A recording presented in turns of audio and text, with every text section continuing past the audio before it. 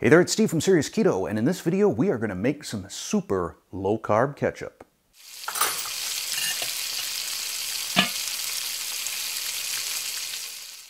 Since going keto, I've been purchasing low sugar or no sugar added ketchups. Heinz makes one, G. Hughes makes one.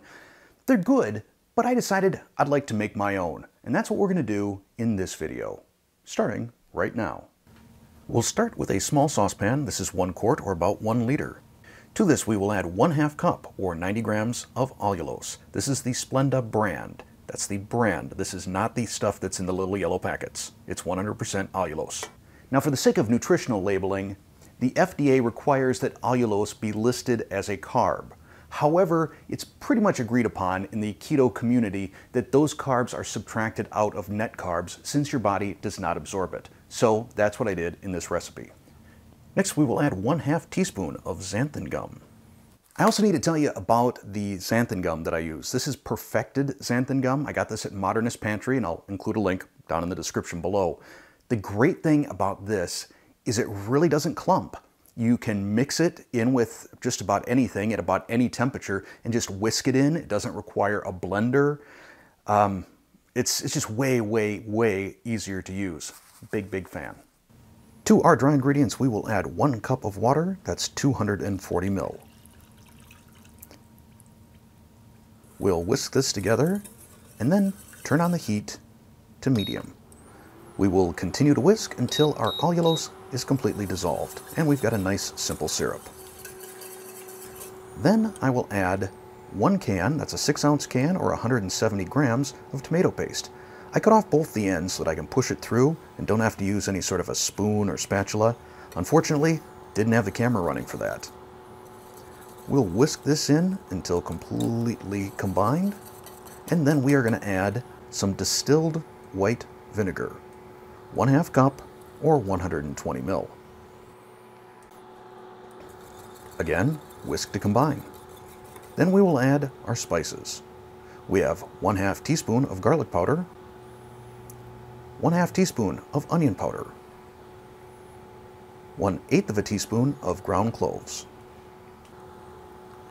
We'll whisk this together, and then I almost forgot. We also need 1/2 teaspoon of sea salt. Whisk that in, and we'll take the heat down to low, or medium-low. Continue to simmer, whisking as needed, for the next 20 to 30 minutes, depending on how dark and how rich you like your sauce. After about 30 minutes, you can see this is thickened up nicely, and the color is deepened. We'll give it a taste test. Very good. We like this. We're going to let this cool off for a little while, and then transfer it into a container. For my container, I've got some of these diner-style ketchup bottles. We'll use a funnel and pour it in, spatulizing as necessary.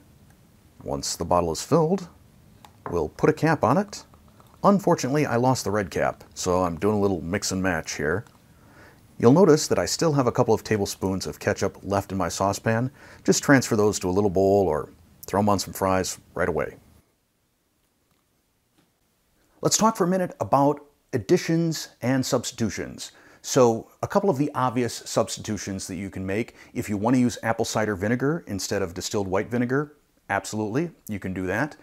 If you want to use a different sweetener, I would probably, I'm not a big fan of erythritol.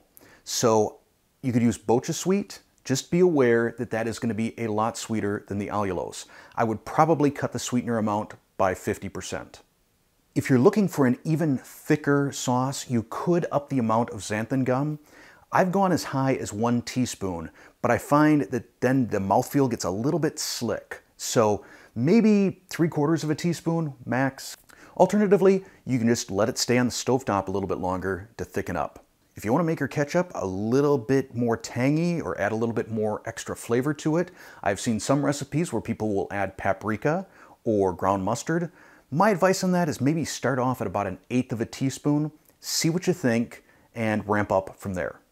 Right now, my only regret is that I don't have some of Heavenly Fan's fries or the version that Dennis from Black Tie Kitchen made. But if you've been living under a rock and aren't familiar with either of those, I will include a link to both of those videos down in the description below. They are a great ketchup delivery mechanism. And that's it for this video. If you enjoyed it, click that like button. If you're not a subscriber already, tap the subscribe button, then hit the bell and turn on all notifications. Lastly, if you'd like to help support the series Keto Test Kitchen, click that join button and see what memberships and perks are all about. Thanks for watching.